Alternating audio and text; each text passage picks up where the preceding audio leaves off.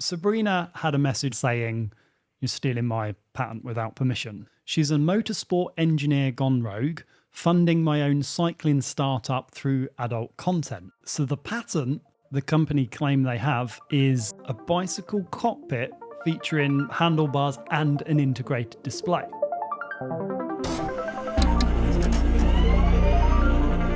Welcome to episode 6 of the Recharge podcasts. We're your hosts. I'm Rob. I'm Adam. And I'm Will. Today we have got some of our best value e-bikes at the moment, some stuff from Rampage, some updates, some second-hand versus new bikes. But first, something that I've discovered that we spoke about a few weeks ago, and that was McLaren bikes. We basically ripped into them a little bit. But because, you know, like algorithms and all that stuff, when you searching for things, like you get fed content based on your search history. So I was scrolling through Instagram and a McLaren advert came up for that bike. I clicked on it. I had the same. I've had targeted ads from McLaren quite a lot. They must have pumped a fair bit of cash into that Instagram ads. Totally. So I clicked on it and saw some of the comments. And the top comment was something alleging that McLaren had stolen an idea. What? Wait, what? So, yeah. McLaren had stolen an idea for a patent. Okay. Oh, okay. So I'm gonna share with you some stuff that I saw. Now, all of this, I've got to add, is all just stuff I've seen online. It's alleged. There's no finger pointing or blame here. I'm just gonna share with you what I saw because I think it's quite juicy and quite relevant. Illuminati soundboard. Okay, so and it gets really interesting because the person that left a comment is her name is Sabrina Fisher, and she's got a LinkedIn, and her LinkedIn says she's a motorsport engineer gone rogue, funding my own cycling startup through adult content. Right? So I was like, okay. well, what is this all about? Anyway, she has a company, or she's the founder and managing director of a company called Flight GmbH and Milky Way Media, which so is that's German. GmbH is German location. Yes. So she's German based, and the name suggests. And ex-motorsport. Yes. So was she working for McLaren before? Is that going to be the juicy news? Imagine that. No, she I believe she worked at Porsche. So sweet. Yeah, rivals in the past. So I was like, wow, this gets really interesting because we spoke at length about the McLaren bike, and we kind of like, you know, I thought it was a lot of money for a bike that I didn't really like it, let's be honest. And post last podcast, there's actually a few other things I found out, and not down this. I did my own research, so little few things that don't really bode well for it. One of them was it was 90-day lead time if you wanted to purchase one. That was one of the things I noticed on the website. Okay. And all the images were 3D models of the bike itself. They weren't actually the bike. And it was a load of different changes. There's a lot of claims and stats that don't run through the website versus the press releases. So there's a lot of fishy stuff that's going on with it. So let's take a look at this alleged infringement, right? So Sabrina had a message on the Instagram post from McLaren saying, "You're stealing my patent without permission," right? And that's not McLaren's normal as McLaren bikes. McLaren bikes. And the thing, like the whole thing gets a bit deeper because it's not actually McLaren at all. It's a company called N+ Bikes that seem to license the supercar names and just literally build bikes and then put like McLaren or Mercedes. Because I had a targeted ad. Just in the same light, I went down the whole rabbit hole of, I've got McLaren targeted ad. I was like, they're really barking up the wrong tree here. Did they not see the podcast? Probably what, just gone, let's let's remove some money there and make sure it doesn't hit Rob, Adam or Will in terms of promoting the bike. But I went down and I saw the N+ Bikes thing. I was like, cool, okay, that makes a lot more sense. And I went on their website and the bikes all look like they were designed with someone who saw Tron and didn't look into bikes, but not many. There wasn't really any mountain bikes. There was commuter kind of these all-in-one commuter things, and then day later, Mercedes Petronas, and it's like integrated handlebar cockpit display. So here's the thing, right? So the patent that the company claim they have is the patent describes a bicycle cockpit featuring handlebars and an integrated display. So this is what Sabrina and her company, that's the patent, the right? flight GmbH, the flight GmbH And have. what? Not Milky Way Media. Milky Way. I think Milky Way Media is the company that on Sabrina's LinkedIn, she's saying that she's created how does the she adult refer content to help fund her startups. I mean, credit. That's quite a ballsy way to go about it. But I guess if that's the funding for it, and if your patent is for bikes and that's the company you're going for, then it's obviously quite important for them. So anyone that's kind of gone to the lengths of creating an invention or a patent or an idea, they're serious about it, and no doubt she and anyone else that's involved in that business have put a lot of funds and R&D into it. And there's another post on LinkedIn by a guy called Matthias Huber, who looks like he's done some work with the company. And he has said N+ Bikes once again steals IP protected ideas. And when contacted, they just start to block people, delete comments, and avoid any form of communications. Really embarrassing for McLaren and Mercedes, AMG, and Formula One team to work with such a shady company. That is 1 week ago. That guy's got that post on his LinkedIn, and it was so. I don't know if I'm 100% correct here, but the McLaren came out, and then it wasn't long before this rebound Mercedes seems to have come out. They're both using this handlebar cockpit system, but does it look weird as well? I haven't seen that. Yeah, it looks. It's basically a non-mountain bike version of the McLaren. It's like it's so similar looking. If you look at N+ Bikes website, they all look like concept bikes. Nothing looks like it. All looks like 3D mock-ups. They all look quite like integrated. That's the best way. Everything's intended to be integrated, and I'm a bit like, yeah, okay. It's. I think we saw it in the comments actually quite good. They're marketing it to the people who already own a McLaren or already own a Porsche who go, I want to get, that's the N+1 bike you'd have, right? N+, I guess that's the whole tie to it. But I thought a screen in your handlebars being a patent? Is that not a bit like loose? Is it far-fetched? Because I don't know if you saw it at Eurobike last year. There was a stall, and there was an Asian company that had loads and loads of different cockpit configurations, massive displays, small displays, just controller units, just this. And I seem to remember them having a handlebar with a display in it. I mean, I don't think this is the first time this has been done. I don't. I think there's I can even think of a Shimano EP8 that had this handlebar, and they had a the little display, the Shimano display integrated within it. So I don't know. I mean, the patent is a patent pending, but it is a patent pending on a integrated handlebar with a display in it. So I'm not. Maybe the difference between the Shimano one is it was already an existing head unit that's just been mounted into a handlebar, whilst this one is a dedicated unit built with a display in the handlebar.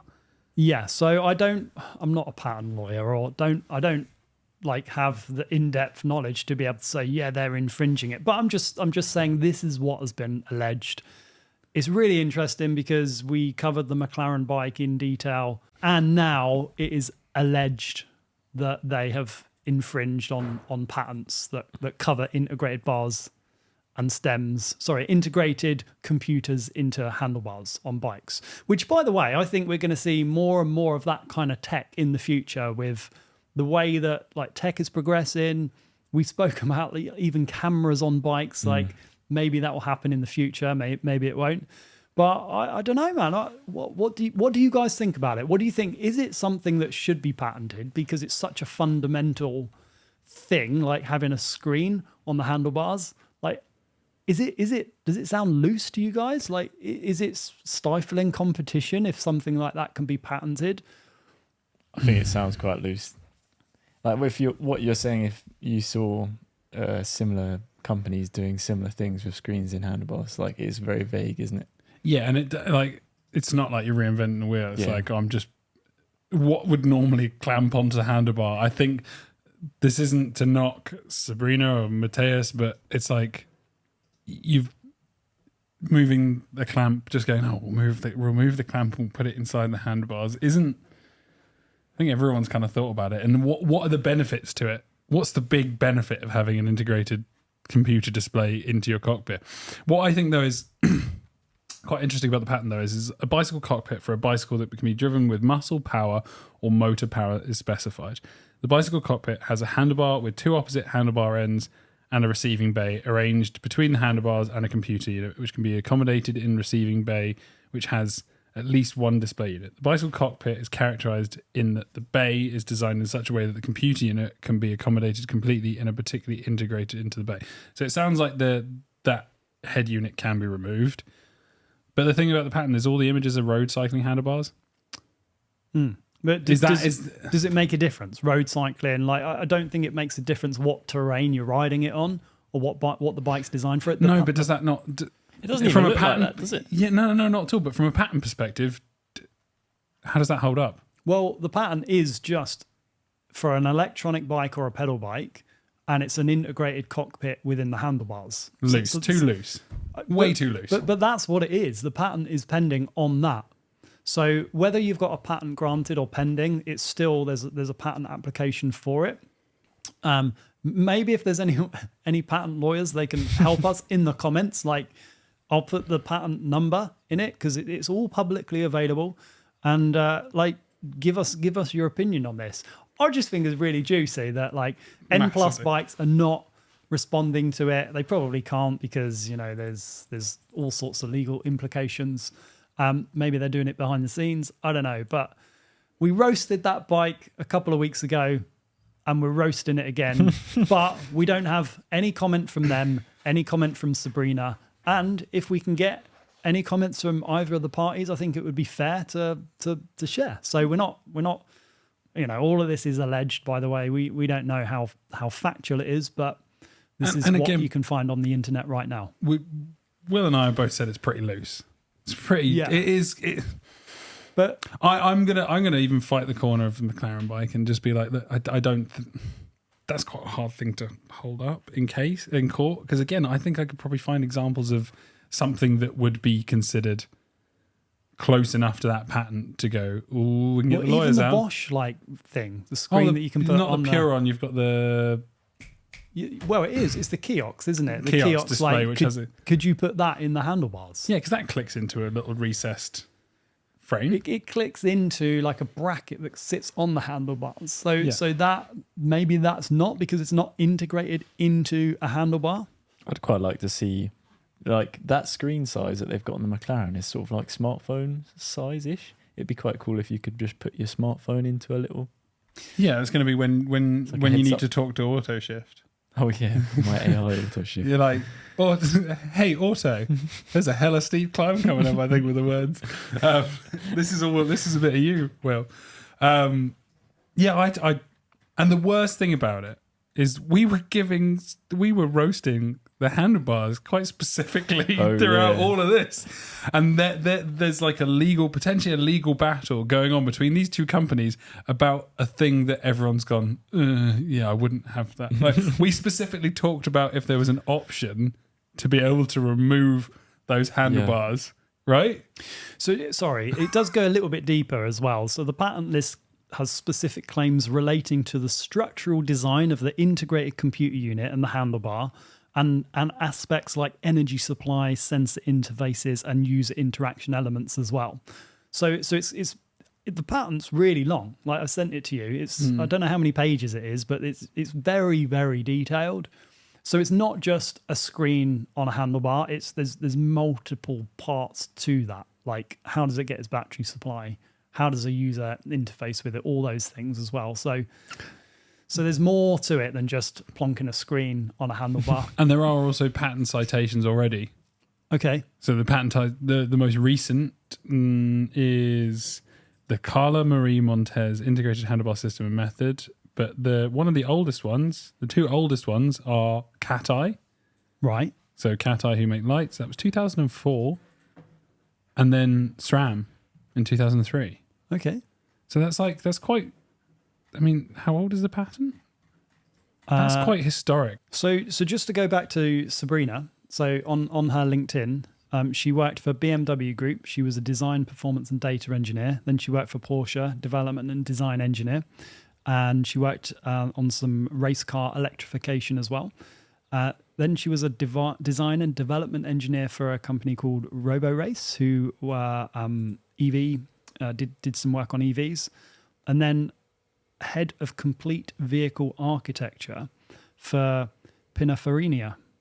Damn. Pininfarina. Yeah. And she's I mean, like, that's pretty accredited. Like, that's she knows her stuff by the sounds of things. Well, yeah, and then founder and managing director of Flight, so the company that we've been talking about, and the name of the product is the Flight Deck. Flight Deck, yeah, which is really cool. Yeah. And on the LinkedIn, it says the Flight is the next big thing in the cycling world. IP protection included, awardee of something in 2021, and supported by the incubator program of the University of Applied Sciences, and supported by the program Female Innovators in Urban Mobility for Women. So, yeah, I mean, like, really, really detailed history of working in motorsports and design and engineering. So fair play, man. She's going to want to protect what she's created. So 100%. And she's probably reiterating the point that motorsports shouldn't get into bikes. Yeah, but that's she has a cycling passion, so she can do whatever she wants. She can do. I'm being mean. And so it'd be interesting to see what comes of this, if nothing. Like I said earlier, if we do find anything else out, maybe we can speak to Sabrina, maybe we can speak to N+ Bikes, and we'll share. Maybe share we could be further. the mediators. We could be mediators in the conversation. No, but I think it's fascinating. We just report juicy gossip. I think it's fascinating that something has come from it, and that there is means of going so publicly. There's comments on Instagram posts, and they aren't like there's no accreditation. There's no accreditation to the patent. It's not like N+ Bikes could go, oh yeah, we're going to use it. And we'll pay you for the patent. We'll give you pay a licensing fee. They're already paying a licensing fee to McLaren. Maybe that'll ruin their profit margins so much if they have to do it to both. But yeah, fascinating. Really is fascinating. Yeah. Anything else you want to cover on that topic? I don't know why you're both looking at me. No, but I mean, with regards to M+, it does look like to me they are creating bikes that just say a supercar logo on them, and they are actually using Bafang motors. It looks like. Yeah, so that's what a lot of people have said. 620. M620 Bafang motor. So you could probably recreate that minus the handlebar integration thing at a fraction of the cost, and you could probably print out a McLaren decal and just stick it on the side, and you'd have something that's probably at 25% of the price. I reckon I'm going to go out with a bang on this McLaren topic. I'm going to look through. So VAT charges are not included; they will be added in cart, and that is a £9,600 cost on their website with VAT on top. Right, so which is 9,600. So if we add VAT, so it's not 83,000. I've mistyped that.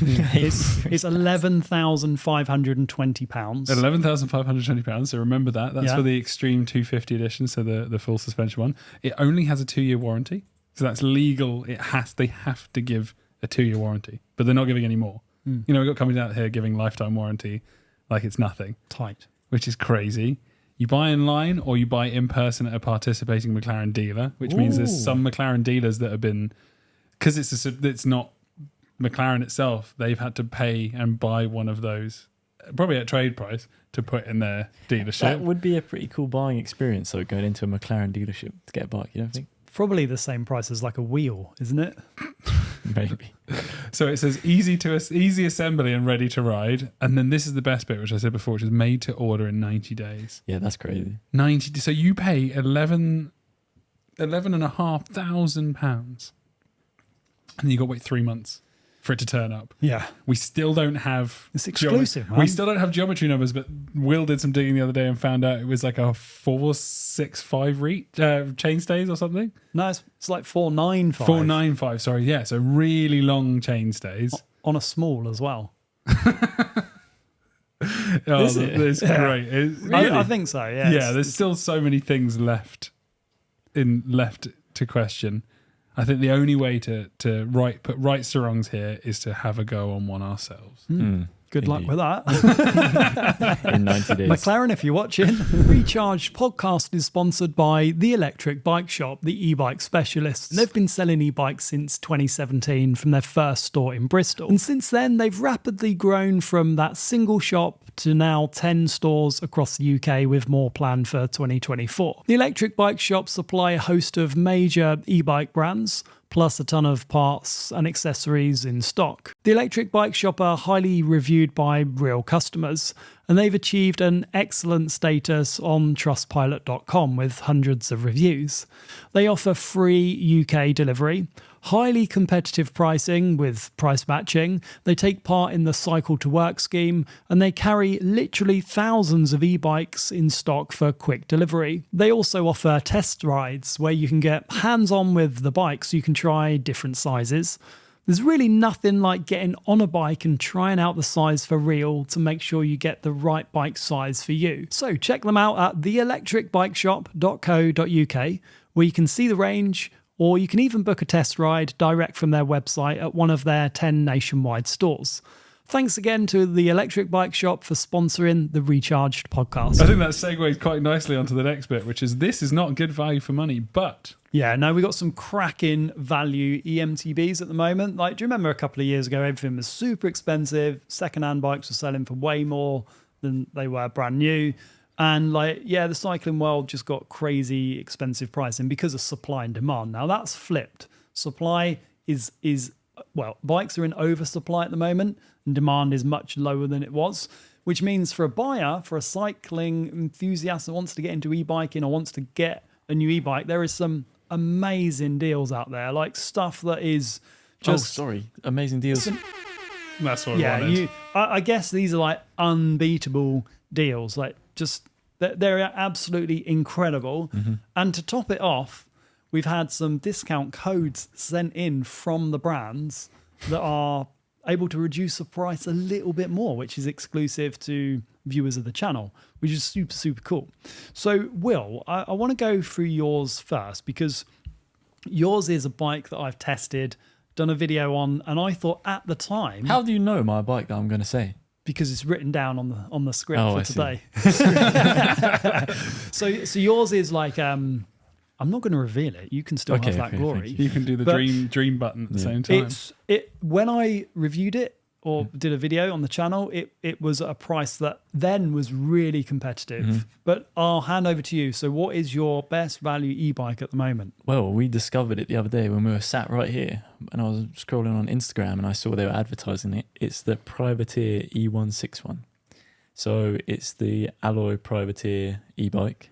It was originally £6,499 RRP, and it's currently in the sale for £3,999.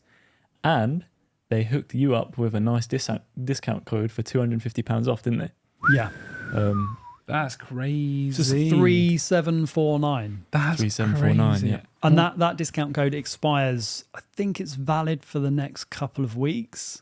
So 3749, and that is a alloy enduro bike, which is you could ride enduro on it, like you don't need to replace any. It's a really good build spec. Got a little list of the spec here. It's got a little one of the things that's cool about it, aluminium battery cover, bash guard. It's all in. It looks awesome. It does look cool. It's got a Fox 38 Performance Elite. It's got a Float X2 on the back, Performance Elite again. Nice. And then Shimano EP801 motor, 85 newton meters.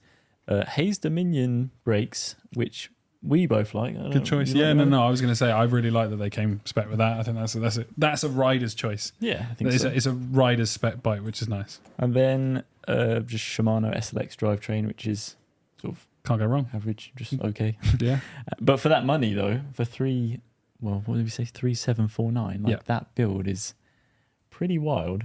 I think that you can't get better than that at the moment. And the geo on this bike is I say pretty progressive. Head angle is 64, so it's pretty slack. Yeah. Seat angle it's like vertical. It's like 79 degrees, effective and actual seat angle. It's just a solid like chainstays. Here we go. 446. I think they do size specific chainstay. They do. Yeah, I'm trying to zoom into that Does geo it chart. ride similar to the, because I've only ridden the 161, the non-e-bike version. Does it ride similar to that? Obviously. I've not ridden the have you not? No, so like you've ridden a non-e-bike.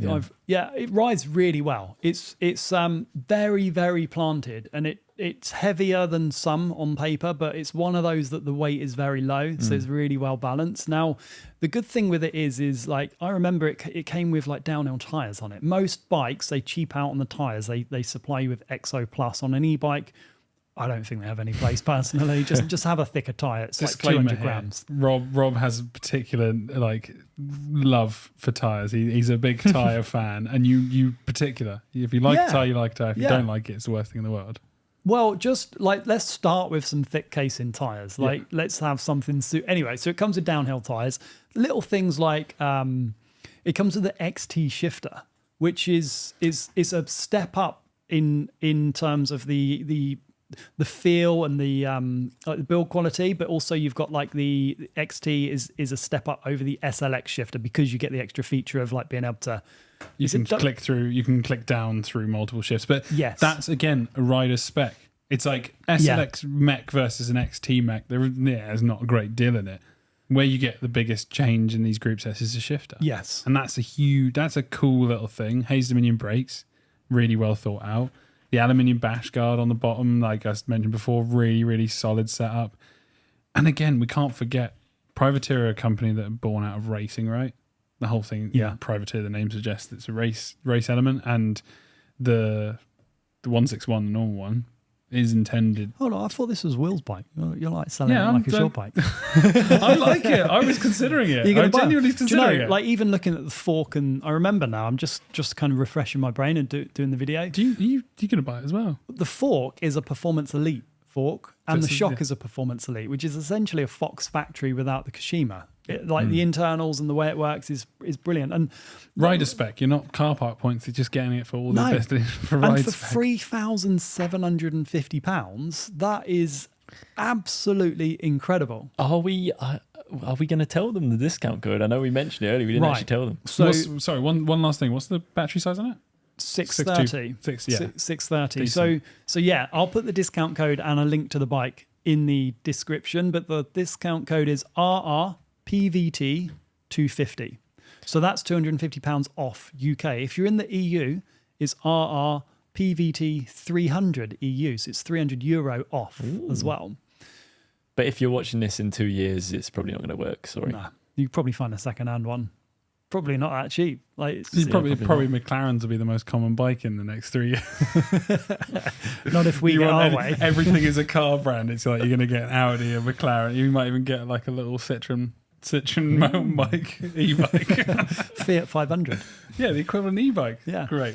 Wicked. But no, the bike rides fantastically. And it is the geometry on it's really, really decent for trail, enduro, all mountain riding.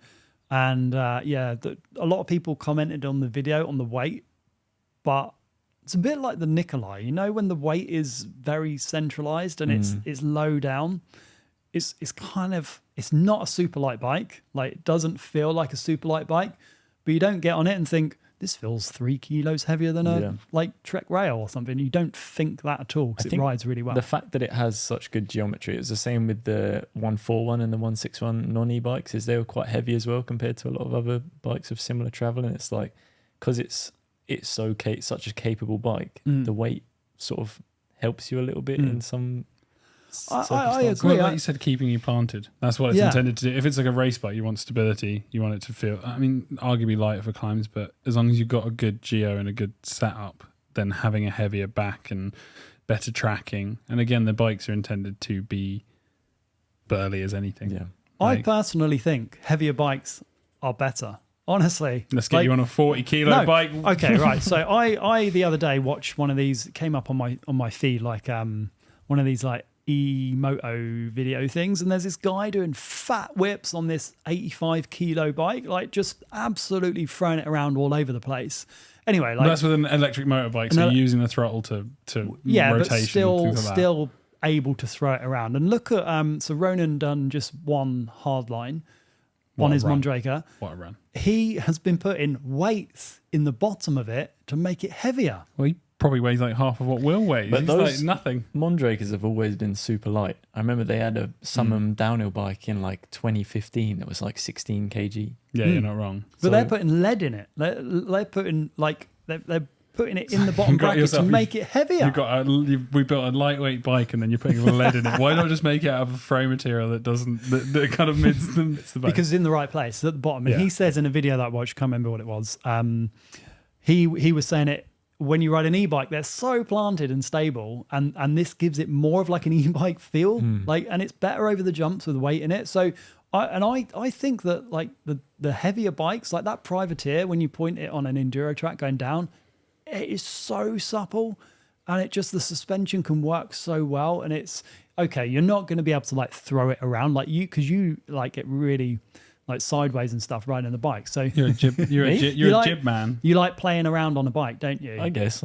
Yeah, and it's not going to be as easy for things like that. But hitting a techie trail, like I find the lightweights just get pinged off a little bit more, and they're a bit sketchier. I find the lightweight. So the 20, whatever it is, 26 or 27 maybe. It's heavy, isn't it? It is heavy, but like I wouldn't bother me at all. Especially for that price. I'd rather have it be a bit heavier for that price instead of spending like $8,000 and it being like 2 kilos lighter. They could have put some lighter weight tyres on and saved, honestly, a kilo. Those downhill tyres are heavy. If they really wanted to make it worse but lighter, they could have done that and put some exo casing tyres on it. Yeah, just for the numbers online. Yeah. And to be fair, there's a lot of brands that you do it where you see like the numbers online. You don't look at all the little weird and wonderfuls, like the little finishing kit, the cockpit, this and that, and you go, oh my god, they've done it. So it's not going to be just so when you pick up in a showroom, it's all tire statistically tickets, car park points, like to some degree, and it's a bit. Yeah, I think the Privateer is a bike for riders, made by riders. It really shines that, and they're a local brand, aren't they?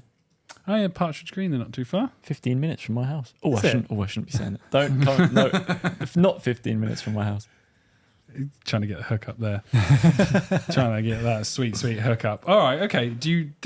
Was there any other bike you wanted to go? Is that straight? I thought we were doing one of your choices. Well, next. I'll go next if you don't mind. Not at all. I haven't got this bike yet, but I am due to get one in just to take a look at another quick like first look thing. High-Bike do some incredible value e-bikes. The Enduro 8 you could get for a ridiculous price for Öhlins, dual crown, all that stuff. That deal's now gone, but they've got a Bosch-powered one called the High-Bike Hybe, and it's a 2024-25 bike, all-mountain Enduro bike, and it is 6,899. But which model? The Hybe 9 it's Hybe called. 9. High-Bike Hybe 9.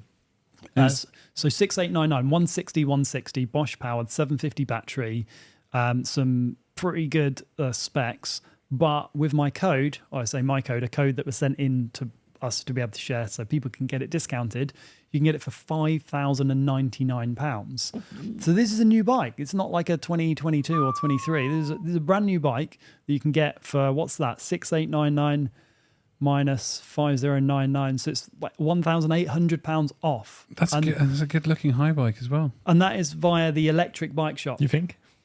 I'll put my hands up and say I'm not normally a fan of the design of a high bike, but that and the Hybe 11, I have to say, like the paint job and the angular thing, like it's talking to me a bit more. There's little things like the Mavic wheel set. I'm a big fan of Mavic, so like. What's that? Is the Mavic wheel set on the 11? Yeah, on the 11. Okay. Yeah. So it's with the Electric Bike Shop. Again, we'll put a link in the description. Electric Bike Shop are sponsors of the Recharge podcast. So just full disclosure there as well. We don't earn anything from anyone clicking the links at all. There's no like tracking or affiliates or any kickbacks or anything with any of these, by the way. And I've never done anything like that, I should probably add. But just because I don't want people to think, if they click it, we're earning out of it. Yeah, this isn't some influencers profiteering. This is just us giving the genuinely like best value for bike money, best value for bikes, for money bikes that we could find at the minute. Well, we haven't. None of us. You haven't ridden this. I haven't ridden it. So just some.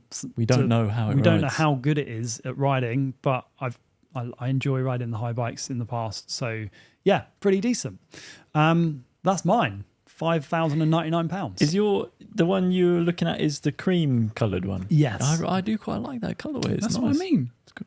Oh, Yeah. I wasn't expecting it. Like, No, I don't like the frame shape. But I no, like the colour. but with the where the black and the cream is, it doesn't look as quite as. It sounds so bad. So it doesn't look so high bikey. No. So the spec is Shimano SLX brakes. It's got a mixture of SRAM and Shimano, actually, which you don't often see, do you? No. So it's Shimano brakes, SRAM drivetrain, SX. It's a bit of a budget drivetrain, but obviously all that stuff can be replaced. Come again? Sorry, you're saying it's got SX drivetrain. Yeah. The No, image doesn't have. Oh. The image has got SLX. What? It's got full. Oh, Are we looking at the same one? The full. No, the Okay. brakes. The brakes. Okay. Okay, so what I'm going to do is I'm going to go on to the Highbike's e-bikes. website. No, Highbike's website says SX, so maybe they've got it wrong. So I'm let's on the have a look. Electric Bike Shop's website now, Yeah. and it does say SX. Okay. SX shifter, rear to radiator, NX. Okay, so I'll get some clarification for that because the picture is different. I would go on what's in the specs because sometimes the picture is just what they designed at the time, and specs can change, right? They always say that. Yeah, terms and rolling conditions. changes, Yeah. There you go. That is mine. What is yours? I've chosen. Well, I've actually got two down, but the first one I've got, which I found, was Focus Jam² 6.8, and I'm a sucker for good value for money. Like, I was actually, this topic kind of came up because I was looking at a bike and I was like, what would I get at the minute? And if I was really trying going value for money. And the Focus Jam² was originally 5,699, but it's down on the Electric Bike Shop's website to 3,799. Ooh. And you're getting great spec on there. It's a nice, slightly shorter travel bike. It's 150, 160. So I think it looks great on the paint job. And you're getting a... Sorry, wait, how much is it? I just want to find the... 3,799 The bright currently. orange one. Oh, yeah. Bright orange okay. and yellow one. 33% off. Yeah, it's really great value for money. And it's got 750 watt hour battery, Bosch Performance CX Gen 4 motor, SRAM DB8 brakes. So the mineral oil version of a SRAM brake. And it's like, they're not the greatest brakes, but it's got XT rear mech and XT shifter. Have you used those DB8s? Yeah, I have. I thought they were Yeah. quite Oh, good I as used to well. have old ones. I that's what I mean. They're not the best brakes. There's not that much finesse to them, but they're like, they do the job. Fox 36 rhythm, so it's a less adjustment, but it still does the job. Can you put a Grip 2 damper in that fork? Do you know? I think you can. 'Cause that would be cool. I think you can. I'm pretty sure you could do. It's got a different damper system. It's got like a semi-open oil bath on the rhythm, so it's really good. Self-lubricating, like it works really, really well, but it's not. There's just no adjustment. You've just got a compression lock on off lock essentially, and then rebound in there.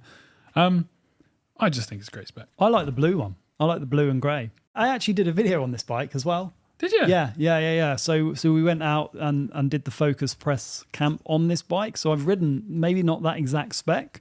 That's good though. So what's your thoughts on riding it? Again, it's similar to the Privateer. It's a heavier bike. But the battery is mounted very low in the frame. Like It looks a bit like the white E160s where the bottom of the battery casing meets the bottom Yes. of the motor casing. So it's the low as the battery could be without Exactly. being lower than the motor itself. The motor has been rotated up and the battery's slung as low as possible. So the battery almost sits at the same level as the bottom of the motor. So yeah, so that's actually a fun bike to ride. It looks, Yeah. so I thought slightly short travel, looks poppy, looks playful. I thought like Geo, everything like that looks really, really good on it.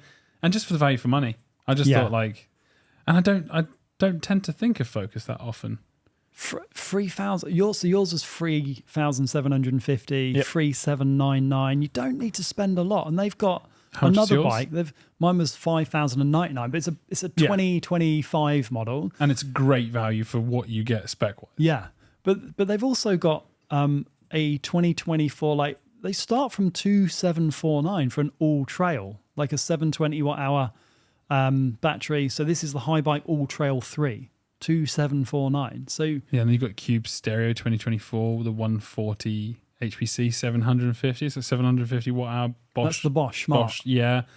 Again, it's got basic forks. I think it's got Recons or RockShox 35s and a basic RockShox Deluxe shock. Why has it got like tan wall tyres in 2024? because That's the real tanny question. baby, it's got a white frame and tan walls. That looks really like Also, professional. Very on your focus, I was just looking at this stem cable routing. I only noticed that as I was zooming into the image. Quite interesting. Yeah, they need to. That is a nightmare. That specific That's a talking one, point. It's like, I don't mind integrated cable routing headsets where it goes into the headset. It's fine. I've built bikes with it.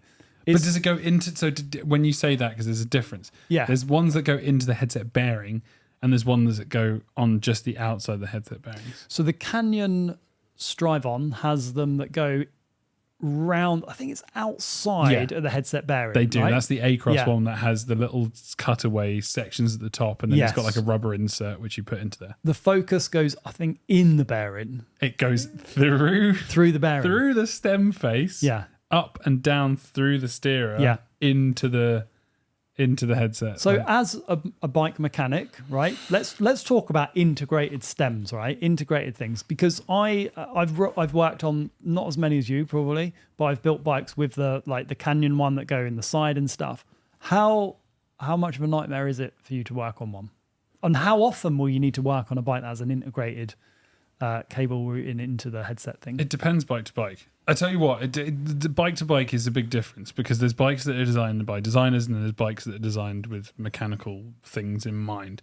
I have to say Giant are really good with having mechanical things in mind. So for the example of like hose routing, generally they've got holes that are big enough to fit the olive and barb braking nut and stuff like that. So good bike design. It depends on the design of the bike, because if you need to replace the headset bearings, then it's a nightmare if it goes through the bearings. How often do you need to replace headset bearings? The annoying thing is you probably need to replace one or the other in 6 months to a year. Really? Depends.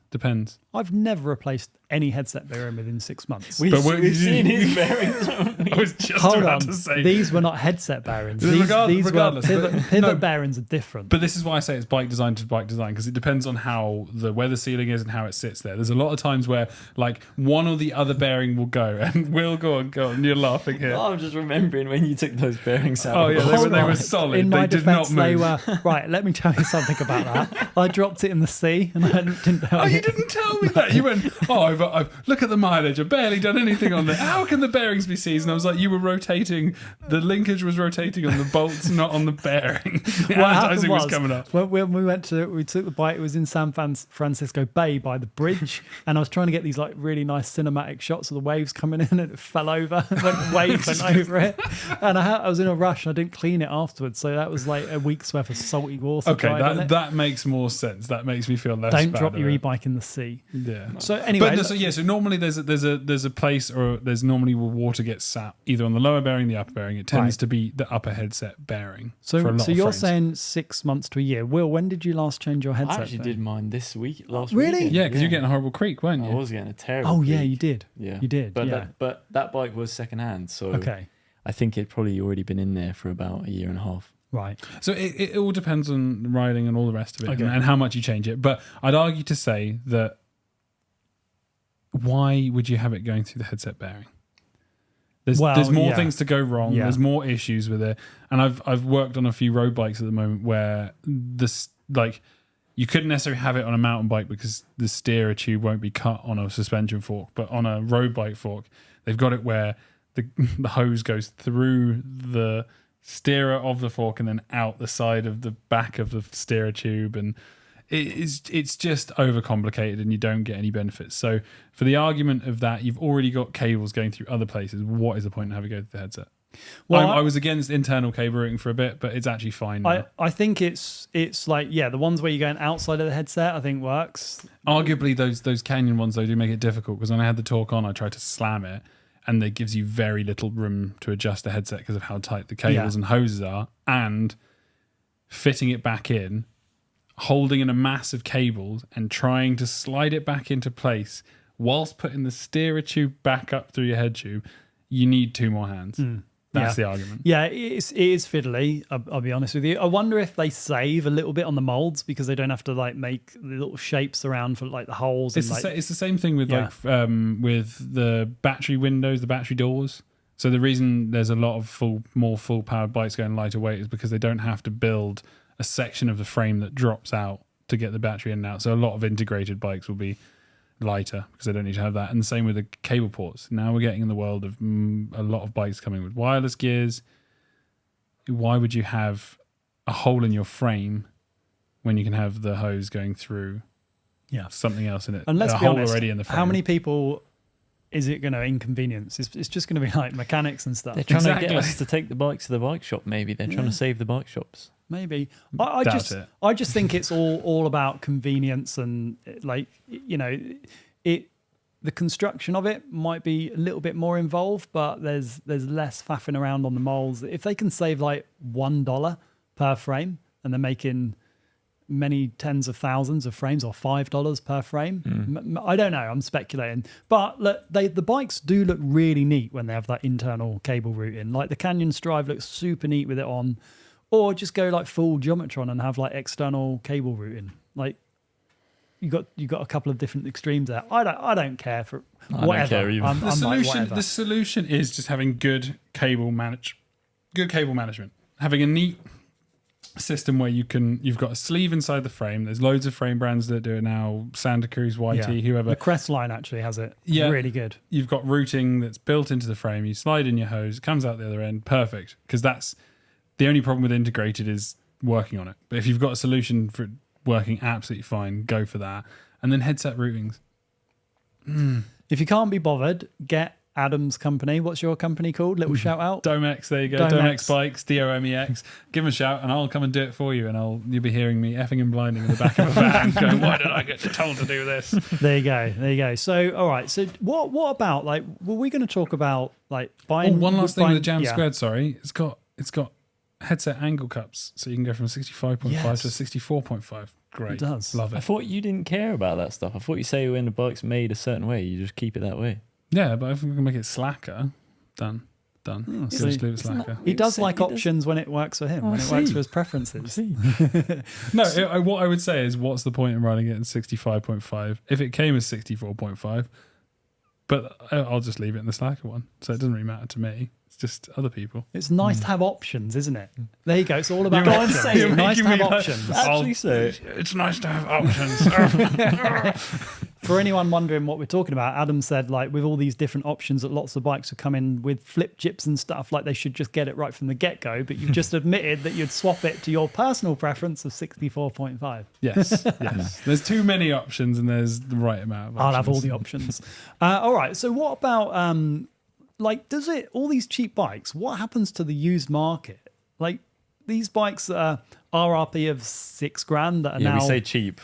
Well, it's more affordable or discounted because they're not cheap. They're a lot of money. But does that really start to affect the used market? Surely it does. Like, you bought a used pedal bike fairly recently and you got an amazing price on a carbon bike. Like, is it worth buying used now? I think so. Well, I do all the time. I'm a Facebook Marketplace warrior. But I think the only downside for me, or two downsides maybe, is that you have no idea what that bike has been through, which can sometimes be...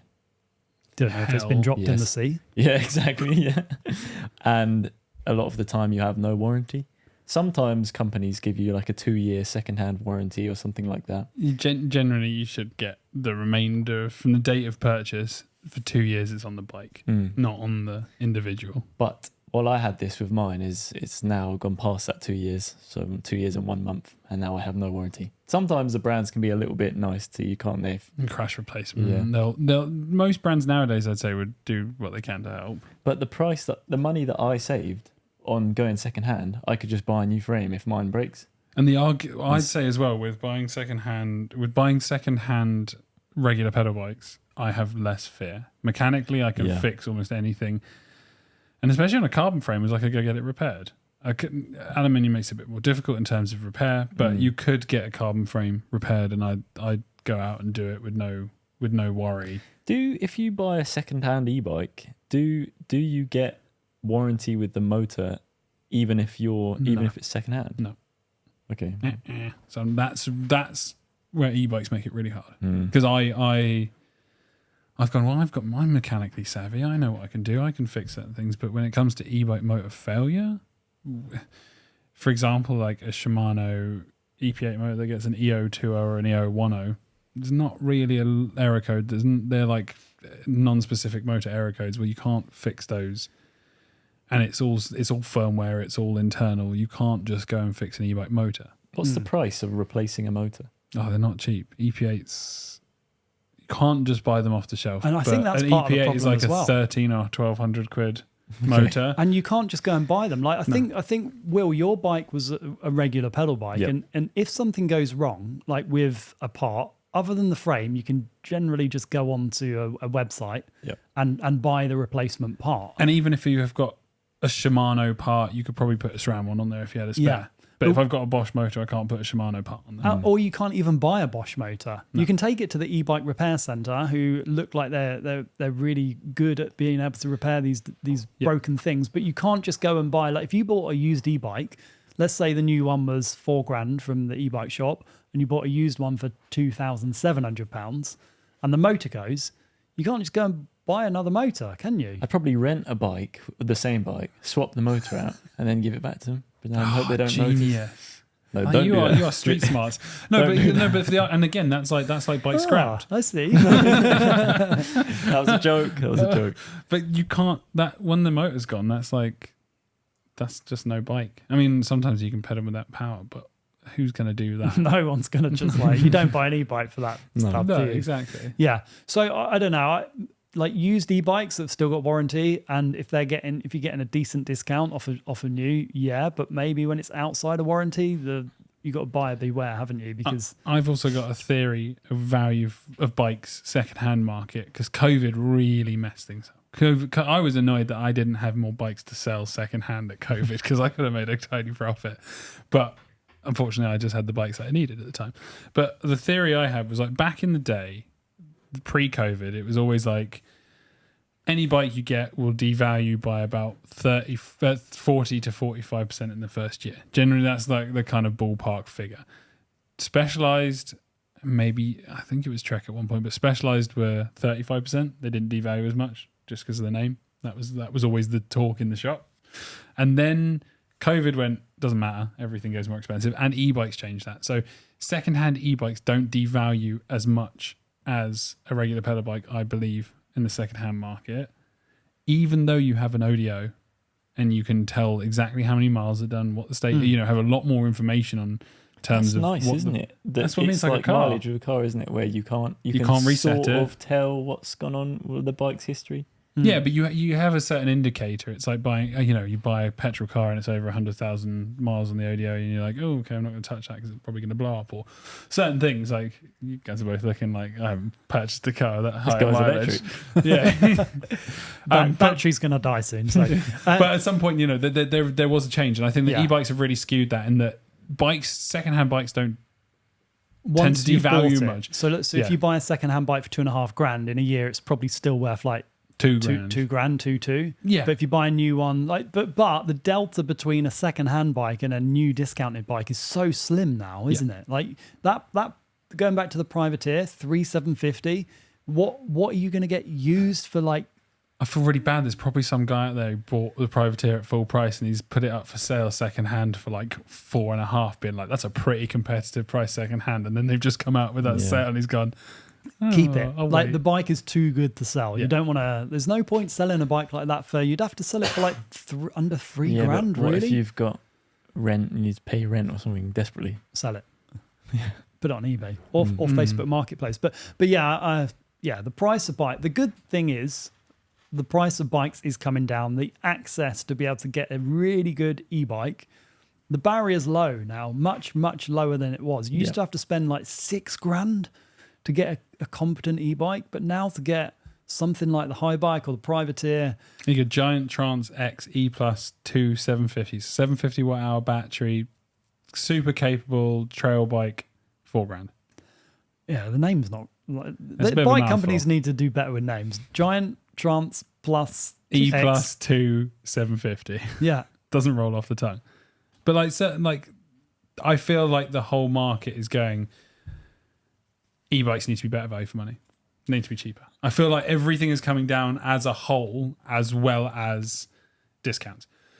Yeah. Well, it's basically depending on what the market appetite for buying bikes is. That's what it's all dictated by. If they were all selling out, if the bikes were selling, the price would go up, no doubt. But people are not buying bikes. That's why the price is getting so low. True, but this company does like Hope. And do you remember Hope did the HB 160, I think it was? And they had their first limited edition run, blah, blah, blah. And then when they restated them, put them back in and they were in circulation and they dropped the price, they honoured everyone who previously bought them with a discount. And I've seen a few companies, if you put a bike on sale at within a month of someone purchasing that bike, they'll honour the discount and they'll reduce it down. And I feel like the market is steering towards like, well, yes, supply demand, that plays a key into it. But I just think the reality is if you want to get more people on e-bikes, that's where the industry is going. You have to make that even more accessible, right? And it's but that's I don't think that's what the manufacturers are doing. I don't think they're thinking, oh, let's make it more accessible. I think the price is being dictated by market conditions. Like any business will want to maximize the amount that they can charge for a product. So I don't think it's a very heartfelt thought, but I think the reality is like shit ain't selling. So no, but maybe even the leaps in technology are like this. They're happening so fast now that a bike from 2 years ago isn't actually that big a drop in terms of quality of technology and technology ride. True, but the cost of it has gone down massively because there's two new generations of that tech that have come out since. I just think there's a conscious effort that e-bike prices are going down. Like to see the Yeti E160 go down in price after a year of being out, I was like, okay, Yeti are reducing the price of their bikes. Yeah, there's got to be a change. They all are though, aren't they? All the top end. Like we're just covering the more entry or more affordable bikes. Like if you look right through the market, bikes that were 12 grand, they've been discounted to 10 and so on. The Specialized S-Works Levo SL2, sorry, that I was saying about is the 40% off. Yeah, brand new model, brand new. Yeah, that was the Levo, so it came out end of last year. Levo SL2. Yeah. That's the current gen, isn't it? So nothing's changed other than a colour, and that's got SRAM T-type on it. Yep, that's crazy. Yeah, that is crazy. Massive discounts. Anyway, so what else have we got? So just a couple of news pieces. Adam, do you want to cover a bit of Red Bull Rampage? Yeah, can do. So I think something that everyone has been crying out for is Red Bull Rampage has been announced for this year. Obviously, it's coming back out, but they've made a big leap. So two things. First and foremost, which I think is probably more important, is they're now allowing women to compete in the sport. It makes so much sense. That is awesome. Thank you. No, it's great because they used to have formation. That's what I was going to say. They used to have like the formation, didn't they? That they stopped in like 22 or 23. Yeah. Yeah. So it's great to see a women's only event come into Rampage. And formation was good, but again, like it was just Rampage for women, wasn't it? So why call it formation? Why separate the two events? We've got some of these key women who are really pushing the boundaries of sport. We've got Louise Ferguson. You've got Tani Seagrave. Casey Brown. Yeah. OG. Hannah Bergman. Yeah. That's what I mean. We've got like these. Can we say we don't actually know that all of? No. These are all. But these are all women who are pushing the boundaries of the sport. Yeah. Jess Blewett. Yeah, she was the first woman to ride hardline. Like hardline is arguably scarier than Rampage to some degree. There was a big call last year to say women want to ride it. Why aren't they allowed to ride it? And I think it's great. We're seeing more that there's. I feel like there's more voices coming out from the riders and more ears listening from the organisers. Yeah. And then it's a 2-day event, which I want to get like a cheer. Can we get a cheer button? Because it's like, if anyone has 2 days, if anyone has watched Red Bull Rampage and they've sat there for a 4-hour break in between where the wind is gone, I think having the option of being able to film or like, is that why they've done it though? For the wind? Well, I think it's to do with being able to do 2 runs on 2 different days, maybe. I don't know. I'm just in the mind of like, we saw so many riders do one run and it was like just watching Brandon Semenuk sit at the top of the hill in the wind for a couple of hours was painful. Hopefully it's like Hardline. They had a glorious weekend, didn't they? For Wales, you think the weather's always going to be a little bit mixed maybe, and it was cancelled last year, but they had an amazing run of weather. So fingers crossed it will be, non-windy on the days that it's on. So super cool to see. All right. Thanks for joining us and subscribe for more e-bike content, and we'll catch you next week. See you. Bye. Bye.